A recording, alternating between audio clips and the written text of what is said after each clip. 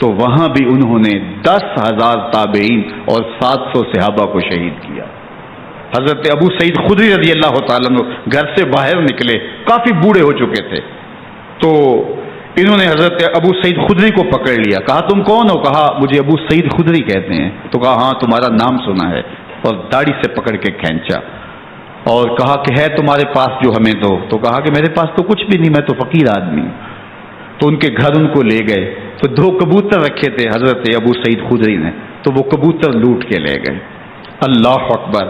حضرت ابن سنان رضی اللہ تعالیٰ عنہ کو، جو حضور کے علم بردار تھے فتح مکہ کے دن، ان کو ستو پہلے پلائے اور پھر ان کی گردن کاٹی گئی اور کہا یہ ہے وہ ستو جو تم زندگی میں آخری بار پیو گے۔ ایک گھر میں داخل ہوئی شامی فوج، تو ایک خاتون کے ابھی ابھی بچہ پیدا ہوا تھا، اور قابلہ نے، دائیا نے وہ بچہ ماں کی چھاتی پہ لٹایا اور وہ ماں کا پہلا دودھ پی رہا تھا۔ تو یہ جا کے کہنے لگے نکالو تمہارے پاس جو کچھ ہے۔ تو اس خاتون نے کہا تم جانتے ہو یہ بچہ کون ہے؟ تو انہوں نے کہا ہم نہیں جانتے۔ کہا یہ حضرت ابن ابی کبشہ انماری رضی اللہ تعالیٰ عنہ کا بچہ ہے، اور یہ وہ صحابی ہیں کہ جو بیعت الشجرہ کے موقع پہ حضور کے ہاتھ پہ بیعت کرتے ہیں۔ انہوں نے اس چیز کا لحاظ نہ کیا کہ جو کچھ ہے وہ ہمیں دو ورنہ تیرے بچے کو نہیں چھوڑیں گے۔ تو ماں بچے سے مخاطب ہو کے کہتی ہے، ابھی بچہ پیدا ہوا ہے اور ماں سے پہلا دودھ پی رہا ہے، کہ بیٹے اگر میرے پاس کچھ ہوتا، وہ قیمتی سے قیمتی چیز بھی ہوتی تیری جان کے لیے قربان کرتی، لیکن اس وقت میرے پاس کچھ ہے نہیں۔ تو ایک شکی آگے بڑھا اور بچے کو ایک ٹانگ سے پکڑ کے کھینچ کے دیوار کے ساتھ پٹک کے مارا، جس سے دماغ کا بھیجا نکل گیا۔ کیا کیا زیادتیاں نہیں کی۔ 700 صحابہ حرہ کے واقعہ میں شہید کیے یزید نے، اور 10,000 تابعین شہید کیے۔ مسجد نبوی میں ممبر رسول کے ساتھ گھوڑے باندھے، اور وہ ممبر رسول اور مصلی رسول کے قریب لید کرتے رہے۔ حضرت سعید بن المسیب فرماتے ہیں میں نابینا تھا اور حضور کے روضہ انور کے پاس بیٹھا تھا، اور یزید کے سپاہی آتے، جو بھی مسجد میں نظر آتا پکڑ کے لے جاتے، مجھے نابینا سمجھ کے چھوڑ دیتے، لیکن میں پریشان تھا کہ ظہر کا وقت ہوگا، عصر کا وقت ہوگا، مغرب عشاء کا وقت ہوگا، نہ اذان نہ اقامت نہ جماعت، تو کیسے مجھے پتہ چلے گا کہ نماز کا وقت ہو گیا، اور کیسی میری نمازوں کا کیا بنے گا؟ میں اس فکر میں بیٹھا تھا۔ لم ازل اسمع الاذان والاقامت من قبل رسول اللہ صلی اللہ علیہ وآلہ وسلم۔ فرماتے جب بھی پھر نماز کا وقت آیا، گنبد خضرا سے اذان کی بھی آواز آئی، اقامت کی بھی آواز آئی۔ 3 دن تک مسجد نبوی کے اندر گھوڑے بندے رہے اور مدینہ کی حرمت پامال کی۔ مدینہ کے گھروں کے اندر یہ بدکماش داخل ہوئے، اور جو بدکاریاں انہوں نے کی کلیجہ منہ کو آتا ہے۔ 1002 شیزائیں ان بدکاروں کی بدکاریوں کی وجہ سے کواری حالت کے اندر حاملہ ہوئی۔ 3 دن تک مدینے کا حرم انہوں نے پامال کیا، اور پھر مکہ المکرمہ میں کعبۃ اللہ پر گولے برسائے اور کعبہ کا غلاف جل گیا۔ وہ تو یزید مر گیا، اور حضرت عبداللہ ابن زبیر رضی اللہ تعالیٰ عنہ نے اپنی خلافت کا اعلان کیا۔ یزید کے یہ کرتوت تھے، ادھر اہل مدینہ کو ستایا، ادھر اہل مکہ کو ستایا، اور رسول اللہ صلی اللہ علیہ وسلم کے خانوادے کی بے حرمتی اور توہین کی۔ نہ صرف انہیں قتل کیا گیا، ان کی لاشوں پہ گھوڑے دوڑائے۔ ابن سعد اور شمر جو ہے وہ خیموں میں داخل ہوا اور مخدرات اسلام چادریں چھیننے کی کوشش کی۔ حضرت زینب سلام اللہ علیہ نے مخاطب ہو کے کہا ہمارے چہرے کے رکھوالے چلے گئے ہیں، ظالم تو خیال نہیں کرتا ہم رسول اللہ کی بیٹیاں ہیں۔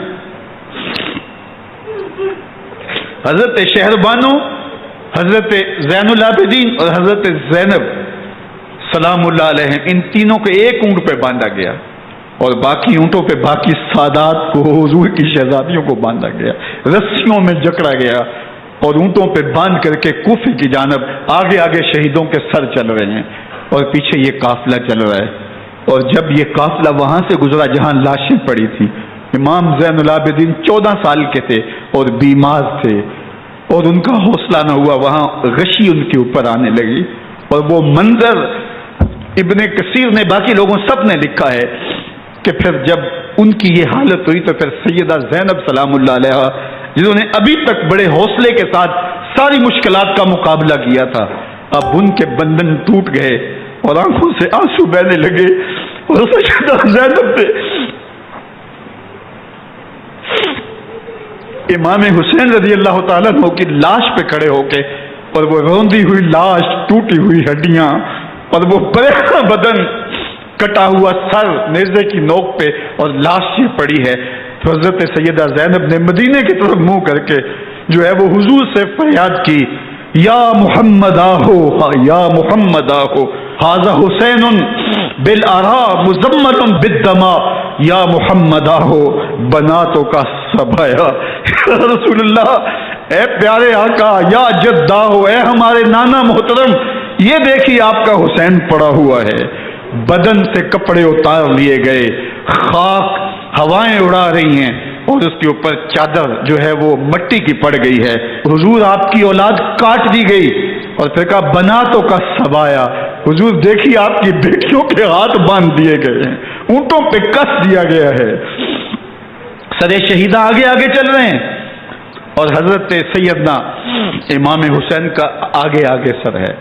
راستے کے اندر ایک جگہ آئی، رات گزری اور ان کو اتارا گیا۔ رات کا موقع تھا، ایک خاتون آئی اور اس نے کوئی کھانا پیش کیا ان کو، اور کہا کہ میں کسی زمانے میں حضرت سیدہ فاطمہ تو زہرا کی نوکری کیا کرتی تھی، ان کی لونڈی تھی، ان کی کنیز تھی، اور آج مجھے پتہ چلا کہ آپ لوگ گزر رہے ہیں، تو میں نے کہا کہ میں اپنی مخدومہ کے خاندان کی خدمت کروں۔ اور پھر اس نے کہا کہ اس وقت سیدہ کی گود میں ایک 6-7 ماہ کی بچی تھی جس کو زینب کہا کرتے تھے، تو سیدہ زینب نے کہا کہ اماں اگر پہچانتی ہو تو وہ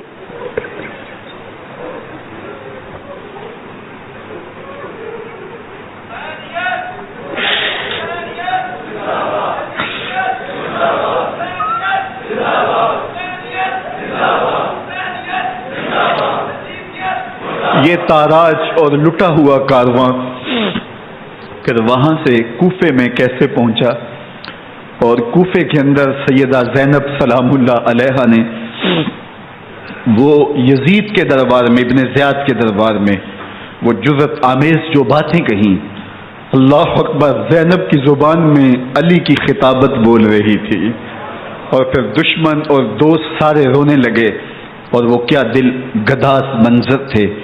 اور پھر یہ سروں کا قافلہ اور سادات کرام کا مشکیں کسی ہوئی ہیں اور اونٹوں پہ باندھے ہوئے، ان کو وہاں سے پھر قادسیہ اور قادسیہ سے پھر دمشق یزید کے دربار میں پہنچایا گیا، اور وہاں سے یہ لٹے ہوئے خانمہ برباد تاراج لوگ مدینہ المنورہ میں کیسے پہنچے، اور اہل مدینہ نے کیسے استقبال کیا، اور وہ منظر کتنا دلگداز تھا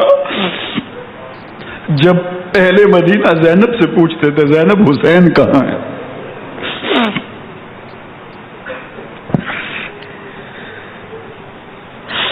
بے مروت بے وفا، تیرا بھی کیا افسانہ ہے، جس نے اپنی ہی شمع کو گل کیا تو وہ پروانہ ہے۔ اپنے پیغمبر کے شہزادوں کو اور اپنے پیغمبر کی شہزادیوں کو جو دکھ اس امت نے دیے، یہ کائنات کی ایک انوکھی داستان ہے۔